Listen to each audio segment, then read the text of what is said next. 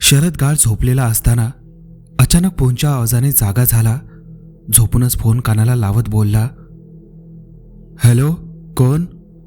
समोरून आवाज आला. कोण काय विचारतो? आई बोलत आहे मी. अजून अंथरुणातच आहे का? उठ लवकर. आणि कधी परतणार आहे इकडे? लग्न जेमतेम 3 दिवसांवर येऊन ठेपलंय. आमची इकडे सगळी तयारी झाली, फक्त तुझी येण्याची वाट आहे. शरद जरा आळस देत उठला. अगं आई, मी उद्याच निघत आहे. माझी काही महत्त्वाची कामं आहे ती उरकून घेतो, तेव्हाच मला 1 महिन्याच्या सुट्ट्या घेता येईल. ठीक आहे, जसं तुला योग्य वाटते तसं कर. आम्हाला वाटले की तू सरळ घोड्यावर स्वार होऊन मंडपात येतो की काय. मला फोन करत नाही ते ठीक आहे, कमीत कमी तुझ्या होणाऱ्या बायकोला तरी फोन करत जा. शरद मध्येच बोलत म्हणाला. का ग आई, मेघनाने माझी कंप्लेंट केली का? तुला मी फोन नाही करत ते? आई हसत बोलली. नाही रे, काही कंप्लेंट नाही केली त्या पुरीने. म्हणजे याचा अर्थ तू तिलाही फोन करत नाही की काय? ठीक आहे आई, फोन ठेव. मला तयार होऊन ऑफिसला जायचं आहे.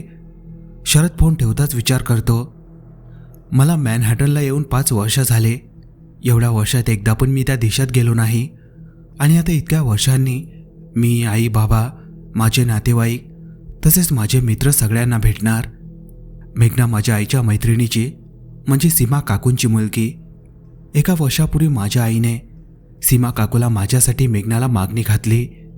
मेघनालाही मी पसंत होतो आणि माझा तर काही प्रश्नच नव्हता, कारण आई जिथे म्हणेल मी तिथं लग्न करायला तयार होतोच. तसे तिने माझ्याकडून वचनच घेतलं होतं.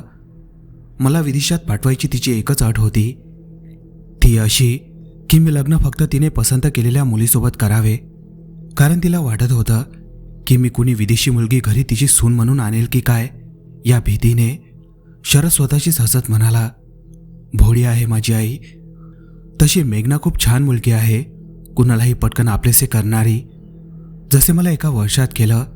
एवढी दिसायला देखणी, MBA टॉपर, पण जराही गर्व नाही. पण मला एवढ्यात लग्न करायचं नव्हतं, कारण इतक्या लवकर कुणाची जबाबदारी घ्यायला मला थोडं कठीण वाटत होतं. पण आईपुढे कधी कुणाचे चालणार होते? जिथे माझे बाबा कधी तिच्या शब्दाबाहेर नव्हते, तिथे माझे काय भिशात? विचार करता करता शरदला कळलेच नाही एवढा वेळ कसा गेला. तो लगेच आपले सगळे आटोपून आपल्या कामाला गेला. दुसऱ्या दिवशी लगेच सकाळची फ्लाईट घेऊन आपल्या राहत्या घरी म्हणजे मुंबईला पोहोचला. त्याला इतक्या वर्षांनी समोर बघून त्याच्या आईचे अश्रू काही थांबत नव्हते. आपल्या मुलाला डोळेभर बघून मग आत नेलं. घरात लग्न असल्याने घरात खूप चहलपहल होती. सगळे पाहुणे मंडळी घरी आले होते, त्यामुळे घर भरलं होतं. गावावरून शरदचे काका काकी, चुलत भाऊ निखिल, आजी आजोबा, मामा मामी सगळेच केव्हाचेच आले होते. त्यांनाही शरदला भेटायचं होतं, कारण तो विदेशात राहत होता आणि आता कसा दिसत असेल याचे सगळ्यांना कुतूहल होते. दुसऱ्या दिवशी लग्न सोहळा मोठ्या थाटामाटात पार पडला. मेघना लग्न होऊन शरदच्या घरी आली. मेघनाचा तिच्या सासूने मोठ्या हौशीने गृहप्रवेश केला. लग्नाचे सगळे सोपस्कार पार पाडले, पण घरातील पाहुणे मंडळी काही जाण्याचे नाव घेत नव्हती. त्यामुळे शरद आणि मेघनाला काही एकांत मिळत नव्हता. शेवटी 2 दिवसांनी त्यांची मधुचंद्राची रात्र आली. शरद आपल्या रूममध्ये फुलांनी सजवलेला बेड बघून हरवून गेला आणि मेघनाची रूममध्ये येण्याची आतुरतेने वाट बघू लागला. तेवढ्यात मेघना आत आली. तिला सांगितल्याप्रमाणे ती तोंडावर पूर्ण पदर घेऊन होती. शरद तिचे नाजूक सुंदर मेहंदीने रंगलेले हात पकडून तिला पलंगावर हळूच बसवलं. मेघना, हा एवढा मोठा पदर का घेतला? मी काही अनोळखी व्यक्ती आहे का? आता तर तू माझी अर्धांगिनी झाली आहेस. आता काळ बघतो पदर. तूच काळ की माझा पदर? शरद हसत बोलला. असं होय? आणि आपल्या हाताने हळूच पदर वर उचलू लागला आणि एकदम जोराने किंचाळला. त्याला मेघनाच्या चेहऱ्याऐवजी एक खूप भयानक जळलेला विचित्र चेहरा दिसला. तो चेहरा इतका भयंकर होता की शरद जागीच बेशुद्ध झाला. मेघना त्याला उठवू लागली. ए शरद, उठ उठ, काय झाले तुला? शरदच्या आवाजाने सगळे त्याला बघायला आले. आईने त्याच्या डोक्यावर हात ठेवला तर तिला चांगलाच चटका बसला.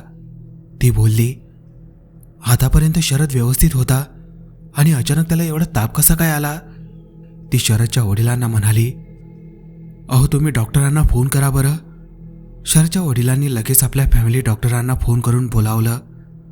डॉक्टर त्याला तपासून बोलले, शरदला काही नाही झाले, फक्त लग्नाच्या धावपळीने त्याला थोडा शीण आला आहे असं वाटत आहे.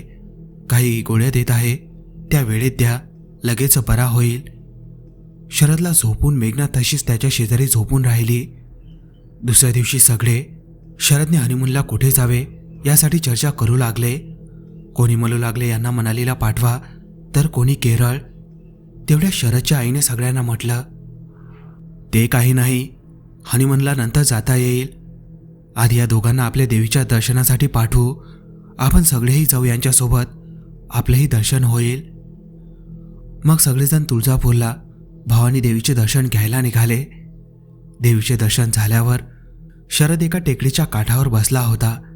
मेघना त्याच्या जवळ गेली आणि ती सुद्धा त्याच्या शेजारी त्याच्या खांद्यावर डोके ठेवून बसली. लग्नानंतर बरेच दिवसांनी त्यांना असा एकांत मिळाला होता. नाहीतर घरी सारखे आजूबाजूला पाहुणे असल्याने दोघांना नीट बोलता सुद्धा येत नव्हतं. मेघनाने शरदला विचारलं, शरद, तू माझ्यावर प्रेम करतो की नाही? शरद तिच्याकडे बघत बोलला, का गं, असे का विचारते? तू त्या दिवशी माझा चेहरा बघताच बेशुद्ध का झाला? एवढी वाईट दिसत होते का मी? ते तर मलाही माहिती नाही की मी बेशुद्ध का झालो. आणि हो, प्रेम नसते तर तुझ्याशी लग्न केले असते का? मी तुझ्यावर खूप प्रेम करतो, पण बाकी मुलांप्रमाणे मला ते व्यक्त करता येत नाही. वेळी कुठली. थोडा वेळ ते तिथेच बसले आणि शरद मेघनाला विचारतो, मेघना, तुला काही अडचण नसेल तर आपण माझ्या गावाला जायचे काय? मी 15 वर्षापासून गावाला गेलोच नाही. हो, का नाही, मलाही आपल्या गावाला जायला आवडेल. आपण उद्याच जायचे का? कसे आहे आपले गाव?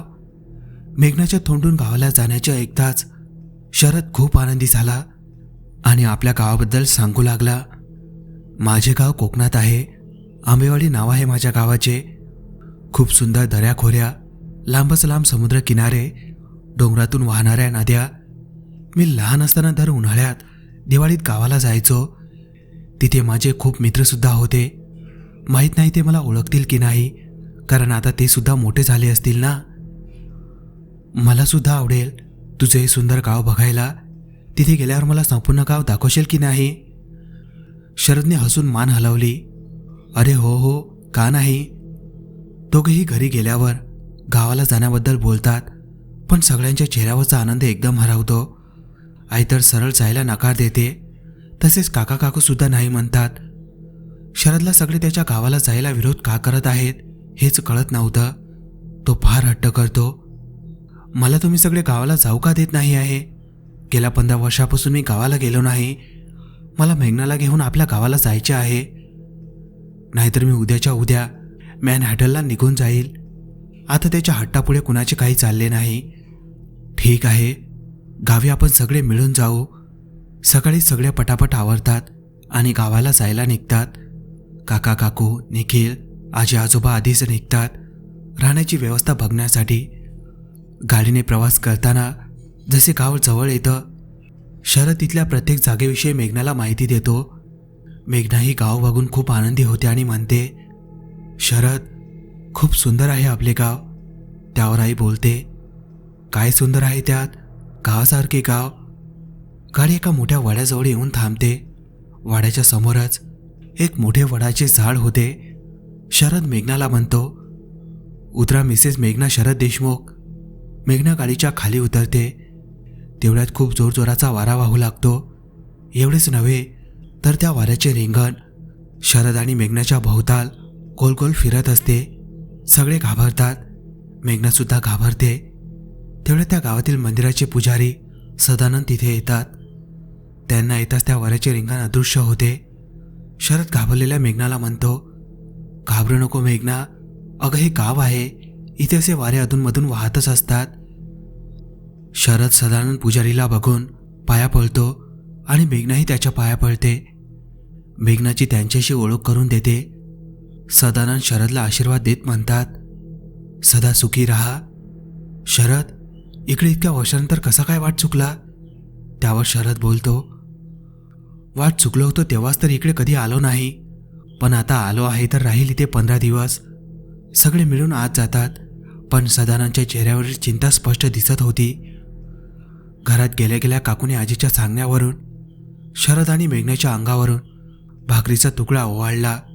सगळे प्रवासाने थकले होते, त्यामुळे थोडा वेळ आराम करून रात्रीच्या खाण्याचा बेत करतात. काकू आणि आई मस्त चिकन करी, पुलाव, भाकरीचा स्वयंपाक करतात. सगळा स्वयंपाक मस्त चुलीवर करतात, त्यामुळे त्याच्या सुगंधाचा नुसता घमघमाट सुटतो. शरदला भेटायला त्याच्या बालपणीचे मित्र मंगेश आणि सुरेश येतात. शरदला बघताच ते म्हणतात, काय शरद, ओळखले की नाही? आम्ही तुझ्या बालपणीचे मित्र नाही का? मी मंगेश आणि मी सुरेश. लग्न केले म्हणे तू आता. वहिनीला भेटायला आलो होतो, भेटवशील की नाही? शरद हसत त्यांना म्हणतो, अरे का नाही? मेघनाला आवाज देत त्या दोघांची ओळख करून देतो आणि त्यांना म्हणतो, आता आलेच आहात तर जेवूनच जा. सगळे मिळून जेवतात आणि दुसऱ्या दिवशी आपल्या जुन्या जागी भेटण्याची पक्का करतात. जेवण झाल्यावर शरद आणि मेघना झोपायला जातात. झोपायच्या वेळी मेघना खिडकी बंद करायला जाते, तर तिला खिडकीच्या बाहेर ते भलं मोठं वडाचं झाड दिसतं. रात्रीच्या अंधारात ते झाड खूप भयानक दिसत असतं. मेघना एकटक त्या झाडाकडे बघत असते. तेवढ्या त्या झाडाच्या पारंब्याला पकडून एक मुलगी झुलत असताना तिला दिसते. ती परकर चोळी घालून होती, तिचे केस मोकळे होते. जशी तिची मेघनासोबत नजरानजर होते, ती मेघनाला बाहेर येण्याचा इशारा करत असते. अंधारात त्या मुलीचा चेहरा स्पष्ट दिसत नव्हता, पण तिला बघून मेघना पूर्ण घामाने ओलीचिंब झाली होती. अचानक एक हात तिच्या खांद्यावर येतो. ती हळूच भीत भीत मागे वळून बघते, तर मागे शरद उभा असतो. ती तशीच त्याच्या मिठीत स्वतःला घट्ट पकडून समाविष्ट करते. तो तिला विचारतो, काय झाले मेघना, अशी का घाबरली? ती घाबरत हळूच स्वतःला तिच्या दूर करत दुरूनच त्याला बोट दाखवून सांगते, त्या झाडाजवळ मला एक मुलगी दिसली, ती मला आपल्या जवळ बोलावत होती. शरद तिकडे बघतो, तिथे त्याला कोणी दिसत नाही. तो मेघनाला म्हणतो, कुठे आहे ती मुलगी? बघ एकदा, तिथे कोणीच नाही. मेघना घाबरत वळून बघते, तेव्हा तिला तिथे कोणीही दिसत नाही, पण तरीही तिला तिच्या डोळ्यांवर विश्वास होता. तिने त्या मुलीला पाहिलं होतं. ती परत त्याला सांगण्याचा प्रयत्न करते, अरे शरद, तिथे खरंच एक मुलगी त्या पारंब्याला पकडून झुलत होती. मेघना, तू दिवसभराचा प्रवास करून दमलेली आहे ना, म्हणून तुला असा भास होत असेल. चल झोपायला, उद्या बोलू आपण. मेघना झोपायला जाते, पण एक वेगळीच अनाहूत भीती तिला वाटत होती. शरदला आपल्या शेजारी निवांत झोपलेले पाहून ती सुद्धा झोपते. दुसऱ्या दिवशी मंगेश आणि सुरेश ठरल्याप्रमाणे शरदला आपल्या जुन्या ठिकाणी भेटतात. संपूर्ण गाव फिरवतात आणि शेवटी एका पुलावर बसून गप्पा गोष्टी करतात. तो पूल शरदसाठी काही नवीन नव्हता. लहानपणी तो आपल्या मित्रांसोबत तासनतास त्या पुलावर बसून उन्हाळगिरी करत असायचा.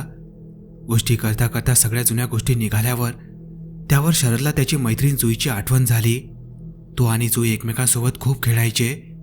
शरद तिला आपल्या जवळच्या शहरातून आणलेला खाऊ तिला द्यायचा, तर ती आपल्या जवळील चिंचा बोरी द्यायची.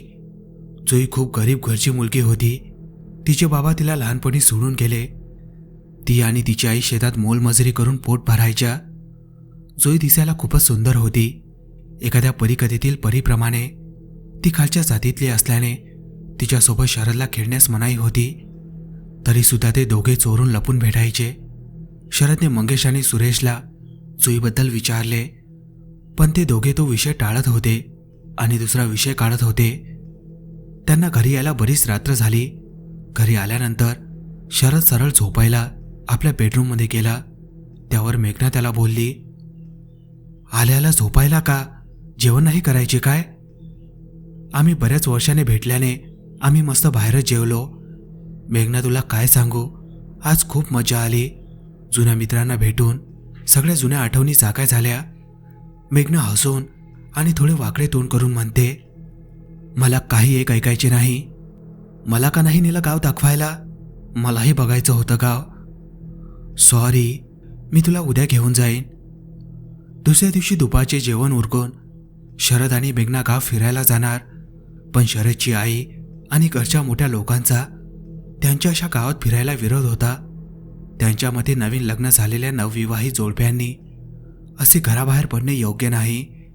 जेव्हा की मेघनाच्या हातची मेहंदी सुद्धा निघाली नाही. पण शरदसारख्या एवढ्या शिकलेल्या आणि विदेशात राहणाऱ्या मुलाला असल्या अंधविश्वासू गोष्टी पटण्यासारख्या नव्हत्या. म्हणून तो सगळ्याच्या बोलण्याकडे दुर्लक्ष करून मेघनाला घेऊन गेला. सगळ्यांच्या चेहऱ्यावर भीतीचे भाव स्पष्ट दिसत होते. शरद मेघनाला गावातील त्या प्रत्येक ठिकाणी नेत होता ज्याचे सुख त्याने बालपणी घेतले होते. शेवटी तो तिला आपल्या नेहमीच्या पुलावर घेऊन गेला. दोघेही पुलावर बसून गप्पा गोष्टी करू लागले. शरद तिला आपल्या बालपणीच्या प्रत्येक गोष्टी सांगू लागला. गोष्टी सांगता सांगता त्याला जुईची आठवण झाली. तो मेघनाला जुईबद्दल सांगू लागला. मेघना, तुला माहीत आहे का, आमच्या मित्रांच्या ग्रुपमध्ये जुई नावाची एक मुलगी सुद्धा होती. निरागस, गोड आणि गोजीरवाणी. ती नेहमी चोळी परकर आणि आपल्या लांब सडक केसांच्या 2 वेण्या घालून असायची. तिची आणि माझी एक वेगळीच मैत्री होती. मला भाकर आणि मिरचीचा ठेचा आवडायचा म्हणून चुपचाप आपल्या भाकरीतील भाकरीचा तुकडा माझ्यासाठी घेऊन यायची. मला तिच्यासोबत खेळायला सगळे टोकायचे, काका काकी, आजी आजोबा आणि आईसुद्धा, कारण ती म्हणे खालच्या जातीची होती. पण मला आणि तिला काही एक फरक पडायचा नाही. आम्ही भेटायचो मस्त लपून छपून. लहान मुलांना कुठे कळतं का जातपात, आणि मी मानतसुद्धा नाही. आणि लहानपणी वातावरण पण तसंच होतं गावातलं. त्यावेळी गावात खूपच जातपात मानायचे. आता मात्र जास्त मानत नाहीत. हे सगळे ते मोठ्या लोकांचे खुळसट विचार.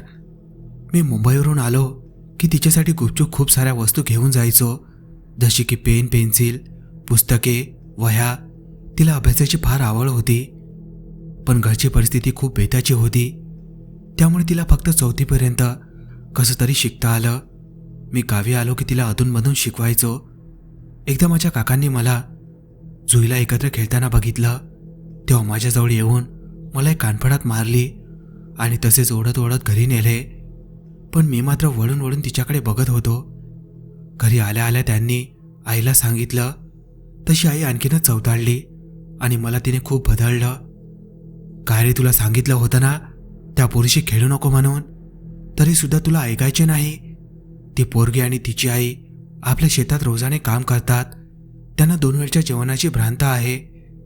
शिवाय ती खालच्या जातीची आहे. तिच्यासोबत खेळतो. यानंतर परत तिच्यासोबत खेळताना दिसला ना तर परत तुला गावी आणणार नाही. त्यावर मी रडत रडत आईला बोललो, शहरात तर कुणी जातपात मानत नाही आणि मग खेळातच का? कशी दिसते जात ती तर मी अजून सुद्धा पाहिली नाही. ती खालच्या जातीची आहे आणि मी वरच्या जातीचा. हे कोणी ठरवले? तुम्ही सगळ्यांनी ना. माझ्या बोलण्याने आई आणखी वैतागली आणि मला मारायला माझ्या अंगावर धावून आली. तेवढ्यात बाबांनी मला जवळ खेचून घेतलं आणि आईवर ओरडले, पुष्पा, पुरे झाले आता. जीव घेणार आहे का पोराचा? लहान आहे तो, त्याला कळत नाही या गोष्टी. तू शहरात राहते आणि एवढी शिकली सवरली आणि तुझे असले विचार. आता कोणी काही बोलणार नाही शरदला. त्यानंतर आई थोडी शांत झाली. मेघना खूप मन लावून शरदच्या ऐकत होती. ती मध्येच बोलली, मग काय झाले? तुम्ही तिला भेटणे बंद केले? शरद मान हलवून नाही बोलला. छे ग, मी कसला ऐकतो कुणाचे? फार हट्टी होतो मी. दुसऱ्या दिवशी मी परत तिला भेटायला गेलो, पण ती मात्र जाम भिली होती, कारण तिच्यासमोर काकाने मला मारले होते ना. ती म्हणाली, शरद, तुला खूप मारले का रे? नको भेटत जाऊ मला. माझ्यामुळे तुला मार खावा लागला. मला नाही आवडले. मी तिला समजावून सांगितलं, जुई, मी उच्च नीच मानत नाही ग. मला माझ्या शाळेतसुद्धा हेच शिकवलं जातं. या गावातील लोक किंवा माझ्या घरचे काय समजायचे ते समजू दे. मला काही एक फरक पडत नाही. सगळी दुनिया एकीकडे आणि आपली मैत्री एकीकडे. त्यावर जुई फक्त गालातल्या गालात हसत म्हणाली आणि मला म्हणाली, शरद, मला वचन दे, जेव्हा कधी मला तुझी गरज पडली तर माझ्यासाठी धावून येशील ना? हो, नक्की येणार. आम्ही दोघे असेच भेटत राहिलो. सुट्ट्या आल्या की मला गावाला जायची फार घाई असायची. चांगले 2 महिने मी गावी राहत होतो. आपल्या मित्रांसोबत उन्हाळक्या करायसाठी दिवसभर आम्ही पुन्हा दंगामस्ती करत संध्याकाळी याच पुलावर बसून कुणाच्या बगीच्यातून चोरून आणलेल्या चिंचा कैऱ्या खात बसायचो. कोणी पकडायला आलं की जाम पळत सुटायचो. मंगेश, सुरेश आणि जोई तर माझी गावाला येण्याची आतुरतेने वाट बघायचे. मेघना मध्येच बोलली, सुरेश आणि मंगेशला तर मी सुद्धा भेटले, पण जोई कुठे आहे? मलाही तिला भेटायचे आहे. ती तर आता मोठी झाली असेल ना? हो ना? हो, आता ती एक सुंदर तरुणी झाली असेल, काय माहीत. तिचे आता लग्नसुद्धा झाले असेल. मला तिला एकदा भेटायचे होते ग. तिच्याशी खूप साऱ्या गोष्टी करायच्या होत्या. मला आजही आठवते आमची शेवटची भेट. मी 10वीला गेलो होतो, त्यामुळे गावाला जाणे कमी होऊ लागले. कारण आई बाबा माझ्या अभ्यासाला घेऊन खूप सिरियस झाले होते. मला फक्त दिवाळीच्या 10 दिवसासाठी घेऊन आले. जोही काही शाळेत जात नव्हती, पण ती सुद्धा आता वयात आलेली होती. त्यामुळे तिच्यात थोडे बदल झालेले होते, काही शारीरिक आणि काही मानसिक. ती आता माझ्यासोबत लहानपणीप्रमाणे खेळत नव्हती, जास्त बोलतही नव्हती. पण मला काही केल्या तिच्या बदललेल्या स्वभावाचा ठाव ठिकाणा लागत नव्हता. मी तिला त्याचे कारण विचारले तर ती बोलली, शरद, आता आपल्याला असे भेटता येणार नाही. माझी आई म्हणते आता मी मोठी झाली आहे, तेव्हा पोरांसोबत उन्हाळक्या करणं बंद कर. आणि तसेही तुम्ही मोठे लोक आहात आणि आम्ही काय खालच्या जातीचे. तुझी आणि माझी मैत्री कुणाला पटणार नाही. तेव्हा मी तिला बोललो, हे बघ जोई, मला जातपात लहानपणी देखील मान्य नव्हती आणि आता तर मी 10वीत गेलो आहे, चांगला मोठा झालो आहे. तेव्हा तर या गोष्टी मला ऐकायच्या सुद्धा नाही. तू माझी चांगली मैत्रीण आहे आणि पुढेही राहशील. आता जास्त वाद नको. मी एवढे बोलताच जोई माझ्याकडे एका वेगळ्याच नजरेने बघत होती, ज्यात मला माझ्याबद्दल खूप आपुलकी होती. तिच्या डोळ्यातून अश्रू वाहू लागले. मी हळूच तिचे अश्रू आपल्या हाताने पुसले. तशी ती दूर झाली आणि तिथून निघून गेली. पण मी मात्र तिच्या त्या पाठमोऱ्या आकृतीकडे पाहतच राहिलो. मी घरी गेलो तेव्हा आमच्या घरी गावातील बरेच लोक आलेले होते. आजोबा, बाबा आणि काका सगळे अंगणात आले, काय प्रकार आहे ते बघण्यासाठी. त्यातले गावचे सरपंच आणि पोलीस पाटील आजोबांना बोलू लागले, प्रतापराव देशमुख, तुमचे मोठे नाव आहे आपल्या जवळपासच्या 10 गावात. तुम्ही गावचे प्रतिष्ठित व्यक्ती आणि जर तुमच्याच घरात असला अभद्र प्रकार घडत असेल तर आम्ही कुणाला काय बोलणार? आजोबा त्यांना म्हणाले, अहो सरपंच, काय झाले ते स्पष्ट सांगा ना, उगाच कसले आडेवेडे घेता. तेव्हा सरपंच बोलू लागले, आज कामावरून घरी जाताना मी आणि पोलीस पाटीलाने तुमच्या नातवाला त्या जोईसोबत पाहिले. चांगले हातात हात पकडून बसले होते. अहो ते पोरगी खालच्या जातीची आहे हे तुम्हाला चांगल्याने माहीत आहे, तरीसुद्धा तुमचा नातू तिच्यासोबत अशी थेर करतो. अहो तुम्ही कुठे आणि ती पोरगी कुठे? लागलीच आवर घाला तुमच्या पोरावर आणि त्या पोरीचं काय करायचे ते आम्ही पाहू. आज त्या पोरीने तुमच्या नातवाला भुरळ घातली, उद्या कुणाच्याही पोराला नादी लावेल ती गावभावानी. गावातले लोक खूपच आवेशात वाटत होते. तसे आजोबा आणि काका आत गेले आणि आजोबाने तर माझ्या कानाखाली एक जोरदार दिली आणि बाबांना सांगितले, याला उद्याच्या उद्या मुंबईला परत ने आणि पुन्हा कधी गावात आणू नकोस, नाहीतर गावातले लोक आपल्याला काही सोडणार नाही. एवढ्या वर्षाची कमावलेली इज्जत या कार्ट्यामुळे पणाला लागली आहे. मी आजोबांना समजावून सांगू लागलो, आजोबा, माझी आणि जुईची निखळ मैत्री आहे, दुसरे काही नाही, मला राहू द्या ना इथे. तेव्हा आजोबा परत माझ्यावर ओरडले, गप बस, एक शब्द पण मला ऐकायचा नाही. उद्याच्या उद्या मुंबईला परत जा आणि परत या गावी यायचे नाही. आणि दुसऱ्या दिवशी लगेच मला बाबांनी आईसोबत मुंबईला परत पाठवलं. त्यानंतर मी बरेच दिवस डिप्रेशनमध्ये होतो. नुसता जुईचा विचार करत होतो. काय झालं असेल जुईचे माझ्या पश्चात? गावातील लोक तिला काही बोलले तर नसणार. बिचारी काय दोष होता तिचा? माझी चांगली मैत्रीण होती एवढाच की ती खालच्या जातीची होती. हा काही दिवसांनी मी माझ्या अभ्यासात मन लावू लागलो आणि हळूहळू गावच्या आठवणी दुसर होऊ लागल्या. मी आपल्या आयुष्यात समोर निघून गेलो. नंतर मी मॅनहॅटनला निघून गेलो. आजोबांनी सांगितल्याप्रमाणे मी कधी गावी परतलोच नाही. आणि आता बाकी सगळे तर तुला माहितीच आहे. शरद, एक सांग, तुला एकदाही जुईला भेटायची इच्छा झाली नाही? मेघना, मला काहीच माहिती नाही. मी मुंबईला परत गेल्यावर जुईसोबत काय झालं आणि आता मी इथे आल्यावर तिला भेटायची आतुरता वाढली आहे. शरद, तुला जुईवर प्रेम तर झाले नव्हते? नाही ग मेघना, ती माझी एक चांगली बालमैत्रीण होती, एवढंच. मलाही माहीत होतं तिच्यासुद्धा मनात माझ्याबद्दल मैत्रीपलीकडे काहीच नव्हतं. तुला काय माहीत मुलीच्या मनात काय असतं ते? त्यासाठी मुलीचे काळीज जचावे लागते. असे सुद्धा असू शकते जुईच्या मनात तुझ्यासाठी मैत्रीपलीकडे काही असेल. तुझे ना मेघना, काहीतरीच असतं. शरद हलकेच मेघनाच्या गालाचे चुंबन घेत म्हणाला, जुईच्या मनात माझ्याबद्दल काय होते ते तिलाच माहीत. पण आता माझ्या मनात फक्त तूच आहेस, माझी पत्नी मिसेस मेघना शरद देशमुख. दोघंही एकमेकांकडे बघून हसतात. चल शरद, घरी जाऊया. बोलता बोलता कसा वेळ झाला कळलेच नाही. आता तर रात्र झाली. सगळे घरचे वाट बघत असेल. शरद मेघनाचा हात पकडून म्हणतो, आणखी थोडा वेळ थांब ना मेघना.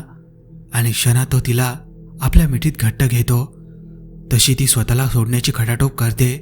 शरद परत म्हणतो, मेघना, तुला नाही वाटत का इतका सुंदर क्षण आपण गमवायला नको? अगं बघ ना, समोर किती सुंदर दृश्य आहे. रात्रीच्या काळोखात गोल गोल चंद्र अगदी तुझ्या कपड्यावरच्या टिकलीप्रमाणे वाटतो. शरदच्या तोंडातून स्वतःचे इतके सुंदर वर्णन ऐकून मेघना त्याला हळूच धक्का देत समोर पळू लागते आणि शरद तिच्या मागे तिला आवाज देत पळू लागतो. धावत पळत ते एका ओसाड जागी पोहोचतात. एका मोठ्या झाडाजवळ येऊन मेघना थांबते. शरद तिच्या जवळ हसत हसत जात म्हणतो, आता आणखी कुठे पळणार? पकडले की नाही? तो समोर येऊन तिला मिठीत घेणार. तेवढ्यात त्याचा पाय एका दगडाला लागतो आणि तो खाली पळतो. तसं तो वेदनेने कळवळतो. त्याच्या पायातून रक्त निघत असते. मेघना त्याच्या जवळ जाते. शरद, तुला खूप लागले वाटते. तशी मेघना आपल्या साडीचा पदर फाळते. त्याच्या पायाला पट्टी बांधणार. तोच शरद अचानक मेघनाला दूर ढकलतो. तो एवढ्या जोरात ढकलतो की मेघना खूप दूर फेकल्या जाते. शरदचा संपूर्ण चेहरा बदलला असतो. तो तिचा शरद नसतोच. त्याच्या जागी एक वेगळाच चेहरा असतो आणि त्याचा आवाज देखील बदललेला असतो. तो हळूहळू मेघनाजवळ जात म्हणतो, हे सटवे, सोळ्याचा पिच्छा, आता हा फक्त माझा आहे. याला हात जरी लावशील तर याद राख, सगळ्यांची राख रांगोळी करून टाकेल. एवढं बोलता शरद वाऱ्याच्या गतीने पळत सुटतो. मेघना कशी तरी उठत शरदच्या दिशेने धावत गेला. तिकडे जाते पण समोर तिला काहीच दिसत नाही. समोर फक्त काळाकुट्ट अंधार आणि भयानक शांतता. त्या शांततेला चिरत असणारा तो रातकिड्यांचा आवाज. मेघना हताश होऊन खाली बसते आणि जोरजोराने रडू लागते. तिच्या समोर जे घडलं ते सत्य आहे की कसला खेळ? काही वेळ आधी ती आपल्या पतीच्या मिठीत होती आणि आता तो कुठे गेला? तिला काय करावे सुचत नाही. ती त्या गावात नवीन असल्याने तिला तिचे घरसुद्धा माहीत नव्हते. अचानक गावातील एक व्यक्ती तिच्या समोर येतो. तो तिला विचारतो, काय झाले बाई, एवढ्या रात्री अंधाराच्या इथे काय करता? चला, तुम्हाला तुमच्या घरी सोडतो. मेघना घरी येते. तिची अवस्था खूप वाईट असते. मानसिक धक्का लागल्याप्रमाणे ती सरळ आत जाते आणि आपले दोन्ही पाय गुडघ्यात घेऊन जोरजोराने रडते. मेघनाला असल्या परिस्थितीत तेही एकटे बघून सगळे घाबरतात. तो माणूस सांगू लागतो, या बाई एकट्याच अंधारात बसून रडत होत्या. त्यांना बघून मी ओळखले की या तुमच्या नवीन सूनबाई आहेत, म्हणून तुमच्या वाड्यावर आणले. तेवढ्यात आजोबा आणि काका बोलले, आणि आमचा शरद कुठे आहे? तोही मेघनासोबत होता. माहीत नाही मालक, या तिथे एकट्याच होत्या. सगळे धावत मेघनाजवळ गेले आणि शरदबद्दल विचारू लागले. पण मेघना काहीच बोलत नव्हती, सारखे रडत होती. सगळे मेघनाला शरदबद्दल विचारतात तेव्हा ती वेळ लागल्याप्रमाणे बोलते, आई, शरद कुठे गेला मला माहीत नाही. माझा शरद मला परत आणून द्या. आजी काकूला म्हणते, देवघरातून देवीचा अंगारा आण. काकू पटकन अंगारा आणते आणि आजी तो अंगारा मेघनाच्या कपाळावर लावते. तशी ती भानावर येते आणि परत जोरजोराने रडू लागते आणि जे घडले ते सगळ्यांना सांगते. त्यावर शरदची आई म्हणते, बघितले ना, मी म्हणतच होते बाबांना नवीन लग्न झालं आहे, असं बाहेर पडू नका. कोणी ऐकत नाही माझं मेलीचं. आता ज्या गोष्टीची भीती होती तेच झालं. आता कुठे शोधायचं माझ्या शरदला. मेघना अचानक उठून उभी होती व म्हणते, मी जाते माझ्या शरदला शोधायला. तशी ती सरळ घराबाहेर पळते. पण लगेच शरदचे वडील तिच्या मागे जात तिला म्हणतात, मेघना तू एकटी कुठे शोधशील? थांब, मी पण येतो. आपण दोघेही त्याला हुडकून काढू. मेघना म्हणते, बाबा आपण आधी पोलीस स्टेशनमध्ये जाऊ आणि त्याची मिसिंग कंप्लेंट टाकू. दोघेही पोलीस स्टेशनमध्ये जातात. तिकडे गावात काका आणि निखिल गावातील काही लोकांना घेऊन शरदला शोधायला निघतात. पोलीस स्टेशनमध्ये गेल्यावर पोलीस आपली कडी नजर मेघना आणि शरदच्या बाबावर टाकतात आणि आळस देत म्हणतात, काय प्रॉब्लेम आहे? शरदचे बाबा त्याला शरदबद्दल सगळे सांगतात. तेव्हा तो कंप्लेंट लिहायला खूप आडेवाडे घेत म्हणतो, अहो हरवलेले व्यक्ती हरून 2 तास झाले नाही आणि आले तुम्ही हरवल्याची तक्रार घेऊन. 24 तास झाल्याशिवाय आम्ही कंप्लेंट लिहून घेत नाही. तेव्हा मेघना त्याला म्हणते, इन्स्पेक्टर तुम्ही कंप्लेंट नंतर लिहा, आधी त्याला शोधायला तर चला. तो एका जंगलात निघून गेला आहे. जर त्याच्यासोबत काही कमी जास्त झालं तर कृपा करून माझी मदत करा. हे बघा, आमचा नाईलाज आहे. तुम्ही शरदला दिसता. तुम्हाला तर कायदा कानून माहिती असेल. ते स्वतःच कुठे गेले असतील, आपोआप परत येतील. नाही आले तर 24 तासाने आम्ही त्यांचा तपास सुरू करू. तसे तुम्ही दोघे गावात नवीन आहात, तेव्हा एवढ्या रात्री कशाला गेले होते त्या जंगलात? प्लीज काही मदत करा माझ्या शरदला शोधायला. मेघना त्याची खूप गयावया करते, पण पोलीस काही तिचे ऐकायला तयार नसतो. शेवटी शरदचे बाबा तिला म्हणतात, असू दे बेटा, ते त्यांची ड्युटी करतात. आपल्यालाच आपल्या शरदला शोधावं लागेल. दोघेही गावाच्या रस्त्याने जातात. जाता जाता मेघनाला तोच रस्ता आणि ते जंगल दिसते. ती शरदच्या बाबांना गाडी थांबवायला सांगते आणि म्हणते, बाबा हे तेच जंगल आहे. शरद इकडेच पळत गेला होता. चला आपण तिकडे जाऊन बघू. ते गाडीतून उतरून मोबाईलच्या प्रकाशात शरदला शोधू लागतात. समोर खूप काळाभोरा अंधार होता. दोघेही शरदला आवाज देत समोर समोर जाऊ लागतात. ते खूप जंगलाच्या आत जातात, पण शरदचा कुठेचा ठाव ठिकाणा नसतो. हाताश होऊन शरदचे बाबा मेघनाला म्हणतात, मेघना चल बेटा, आपण परत जाऊ, कारण त्याला शोधता शोधता आपणच या जंगलात हरवून जाऊ. असेही असू शकतं की तो घरी परत गेला असेल. हो बाबा, कदाचित तुम्ही बरोबर बोलत आहात. तो घरी परतला असेल. दोघेही घरी जातात. तेव्हा त्यांच्या वाड्याजवळ बरीच गावातील लोक जमली होती. ते दोघेही गर्दीला चिरत आत जातात तर त्यांना शरद घरी समोरच्या वरांड्यात बसलेला दिसतो. पण त्याचे वागणे फारच विचित्र झाले होते. तो काहीच बोलत नव्हता, सारखा एका दिशेने बघत होता. मेघना त्याच्या जवळ जाते आणि प्रेमाने त्याच्या डोक्यावरून हात फिरवते आणि तो घरी कसा काय आला ते विचारते. तेव्हा गावातील एक व्यक्ती केशव सांगतो, अहो ताई, मी बाजारातून घरी परत जात होते आणि मला घरी पोहोचायला उशीर झाला आणि पटापट घरच्या वाटेने जात होतो तर मला एका झुडपातून काहीतरी वळवळण्याचा आवाज आला. तर मी तिथे काय आहे ते पाहायला गेलो. तिथे मला शरद साहेब 2 पायावर बसून काहीतरी शोधताना दिसले. मग मी त्यांना विचारलं, इथे या जंगलात एकटे काय करता? तर त्यांनी माझ्या प्रश्नाचे उत्तर दिलं नाही. मग मी तुमच्या काकाला फोन करून बोलावलं आणि त्यांना घरी आणलं. मेघना केशवचे हात जोडून बोलली, खूप खूप उपकार झाले दादा तुमचे. तशी परत शरदकडे वळली आणि म्हणाली, शरद आता आपण इथे नाही राहायचे. उद्या सकाळीच आपण सगळे मुंबईला परत जायचे. शरद मेघनाचे परत जाण्याबद्दल ऐकतो तसा जोरजोराने गुरगुरू लागतो. तसा उठून उभा होतो आणि सरळ मेघनाचा गळा आवळतो आणि बोलतो, ए सटवे, याला परत नेशील? अशी कशी नेशील? याला हात तर लावून दाखव. रक्ताचा सडा पडेल मी. खूप वर्षापासून याची मी वाट बघत होते. आता आला तर मी कशी जाऊ देणार याला? शरदने मेघनाचा गळा खूप जोरात आवळला. जणू काही त्याला तिचा जीवच घ्यायचा होता. शरदचे वडील काका धावून आले आणि शरदला मेघनापासून दूर करू लागले. तशी शरदने एका हाताने आपल्या बाबांना दूर फेकलं तर ते सरळ टेबलावर जाऊन धडकले आणि टेबलाची काच त्यांच्या कपाळावर लागली व त्यातून रक्ताची धार वाहू लागली. पुष्पा लगेच त्याच्या जवळ गेली आणि हाताने रक्त थांबवण्याचा प्रयत्न करू लागली. तेवढ्या शरदने काकांना सुद्धा फेकलं. ते एका भिंतीवर जाऊन धडकले, पण तो काही मेघनाचा गळा सोडत नव्हता. शेवटी गावातील 3-4 लोक धावून आले आणि मेघनाला सोडवू लागले, पण शरदच्या शक्तीसमोर सगळं विफल झालं. तेवढ्या सदानंद गुरुजी तिथे आले आणि देवीच्या चरणातले पाणी शरदवर शिंपडले. तसे त्याने मेघनाला सोडलं. मेघना तशीच अर्धमिली खाली पडली. काकूने तिला सावरलं. तसेच शरद अंगावर पाणी पळताच बेशुद्ध पडला होता. त्याला गावातील पोरांनी पकडून त्याच्या खोलीत नेलं आणि त्याला पलंगावर दोरखंडाने बांधून ठेवलं आणि सदानंद गुरुजींनी बाहेरून कडी लावली. वाड्यासमोर बरीच मंडळी जमली होती आणि एकमेकांशी कुजबूज करत होते. सगळे गावकरी खूप भिलेले होते. त्यांनी जो आता प्रकार बघितला होता ते बघून ते अनावर झाले.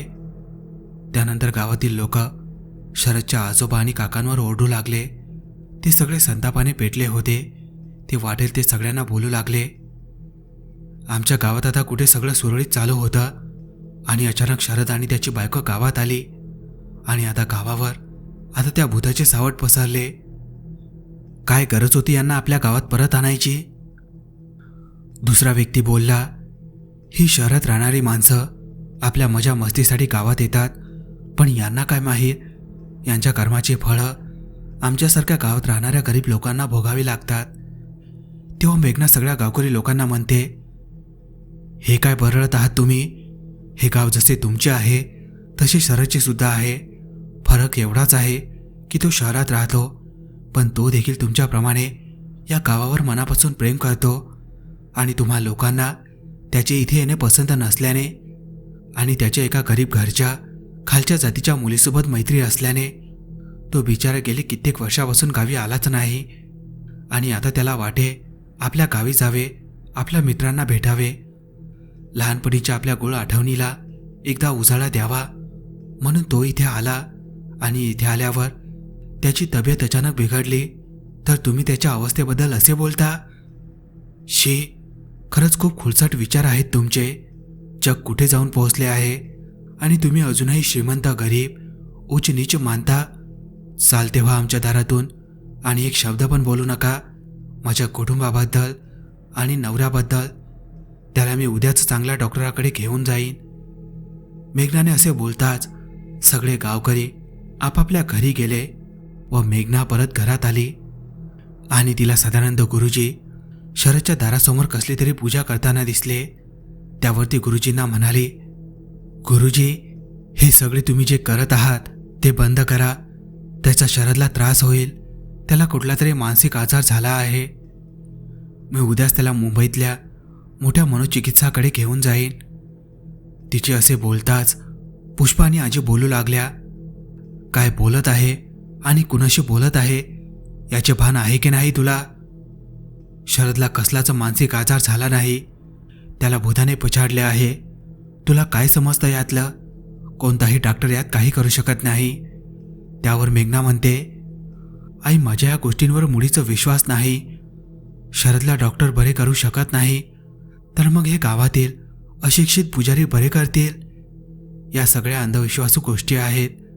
भूत पिशाच हे टीव्हीतच शोभून दिसतात, त्याचा वास्तव्यात काही संबंध नाही.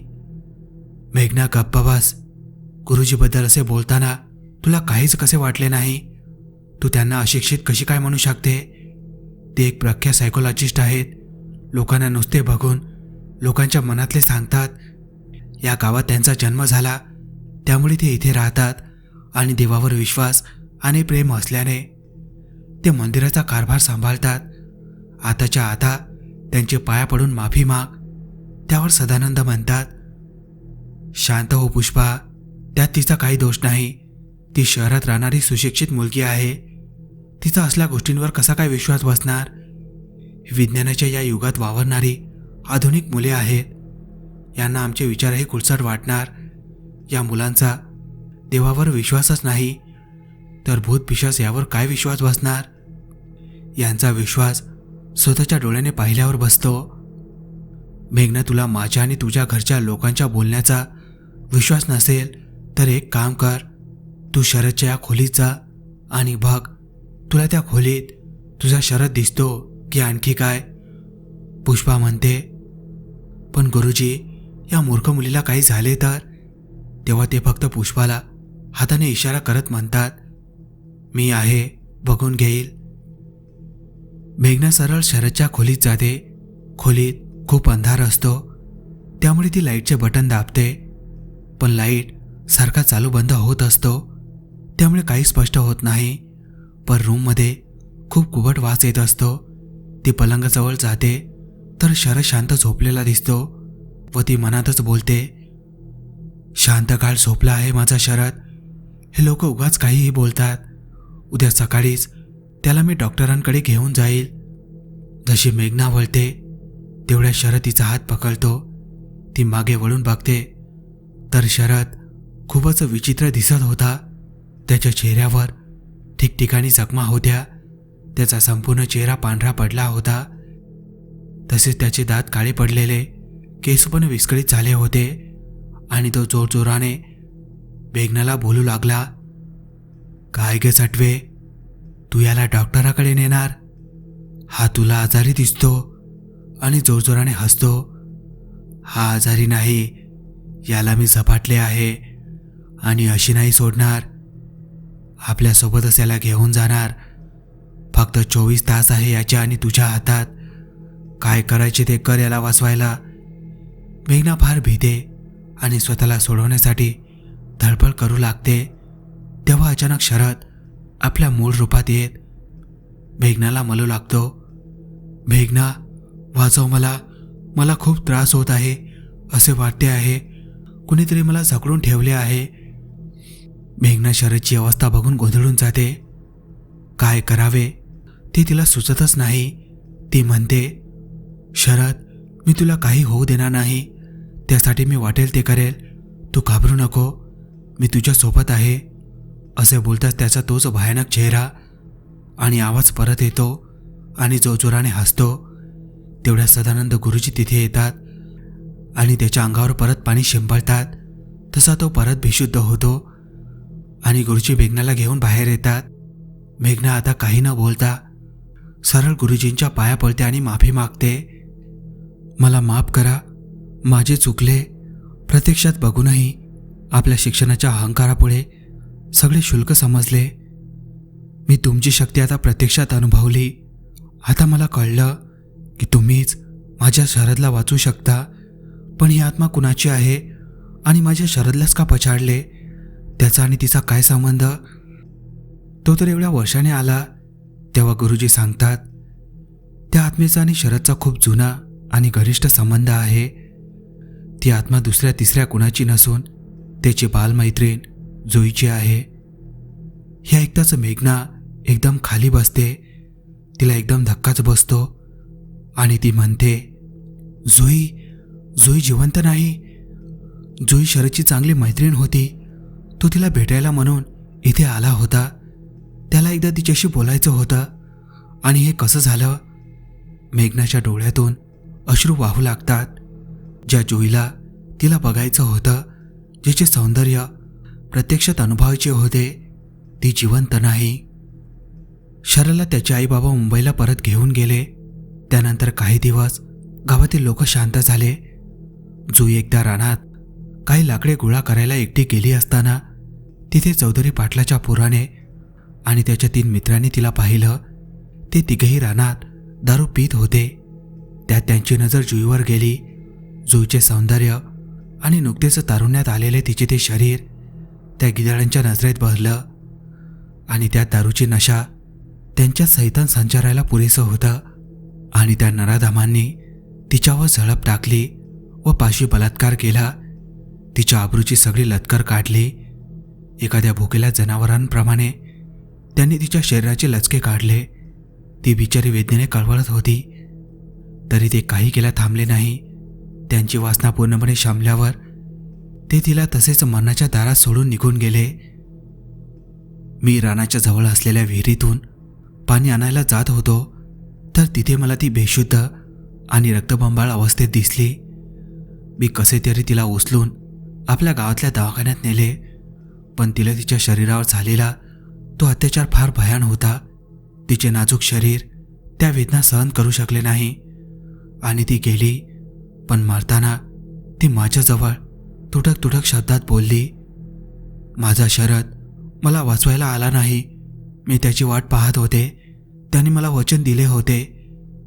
ती एवढी बोलली. पुढे गावात तिच्या आईने लेकीच्या सोबत झालेल्या अन्यायाची दाद मागण्यासाठी पंचायत बोलावली. पण जे अपेक्षित होतं तेच झालं.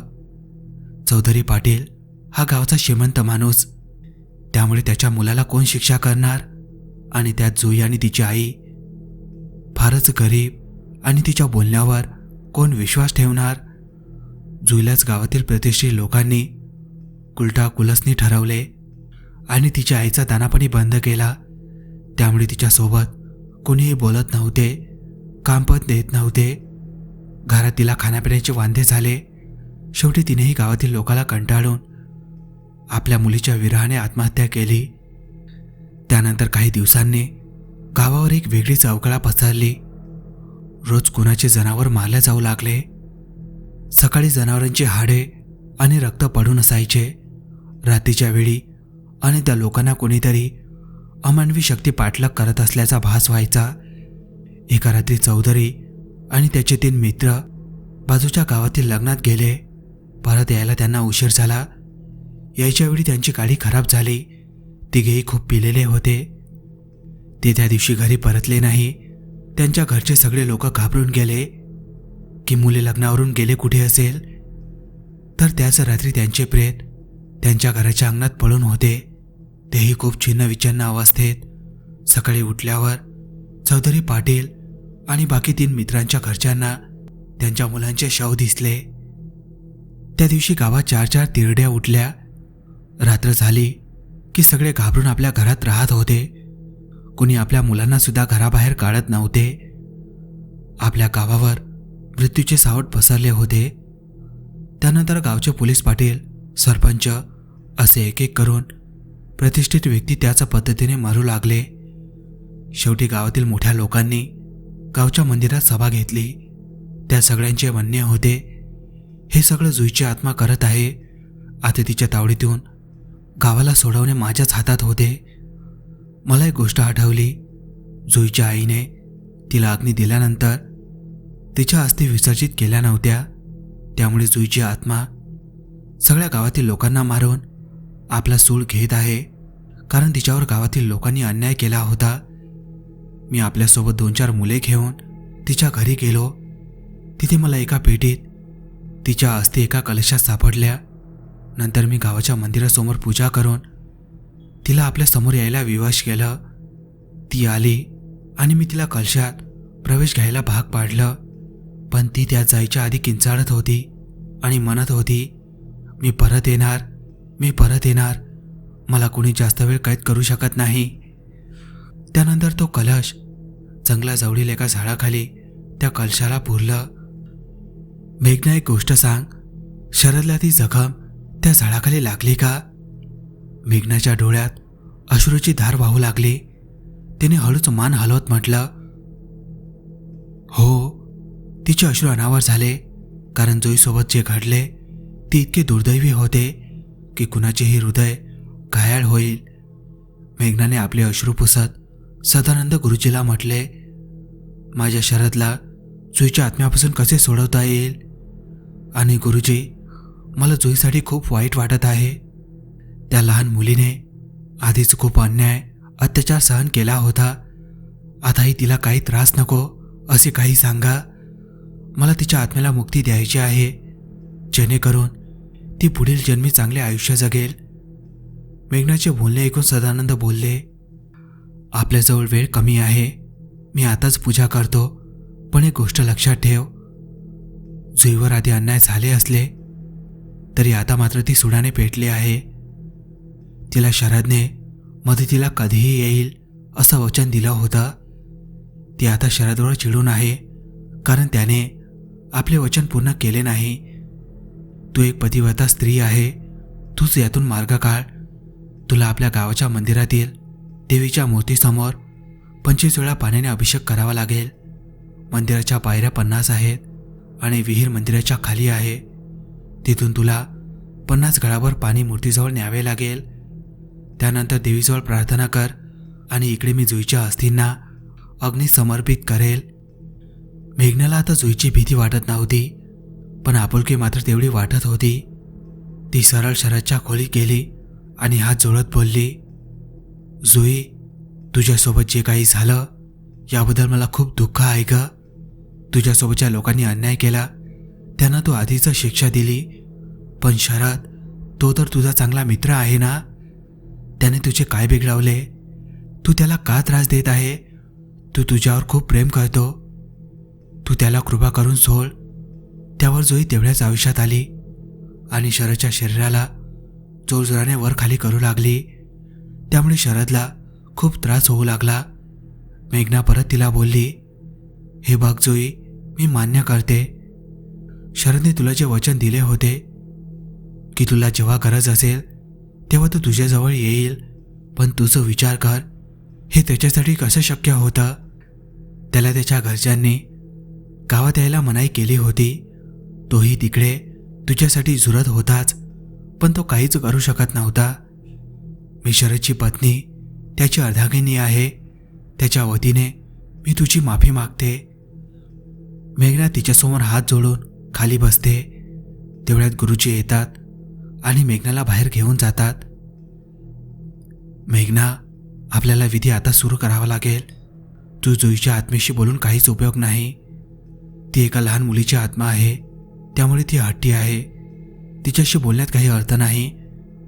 त्यानंतर मेघना निखिलला आपल्यासोबत घेऊन मंदिरात जाते आणि गुरुजींनी सांगितल्याप्रमाणे विहिरीतून कळशात पाणी भरून पायऱ्या चढून देवीवर अभिषेक करते. असं करत करत ती 25 वेळा अभिषेक करते. ती पूर्ण ओलेचिंब होते. कित्येक वेळा पायऱ्यांनी पळता पळता वाचते, पण ती आपल्या पतीला वाचवण्यासाठी कोणत्याही संकटातून समोर जायला तयार होती. ती देवीला प्रार्थना करते आणि शेवटी मंदिरातील घंटा वाजवते. घंटेचा आवाज ऐकताच गुरुजी जुईच्या अस्थी अग्नीत विसर्जित करतात. त्या अग्नीतून अग्नीच्या लांबच लांब ज्वाळा निघतात आणि शेवटी जुईची आत्मा शरदचे शरीर सोडून मुक्त होते. सगळ्या गावात परत एकदा जुईचे सावट नेहमीसाठी गायब होते. त्यानंतर शरद आणि त्याचे कुटुंब मुंबईला परत जातात. एका वर्षाने शरद आणि मेघनाला एक सुंदर गोंजीरवाणी मुलगी होते. ते तिचे नाव जुई ठेवतात. बहुतेक हाच जुईचा नवा जन्म होता. आता तिला कसलीच कमी नसणार, ना जातीची, ना प्रेमाची.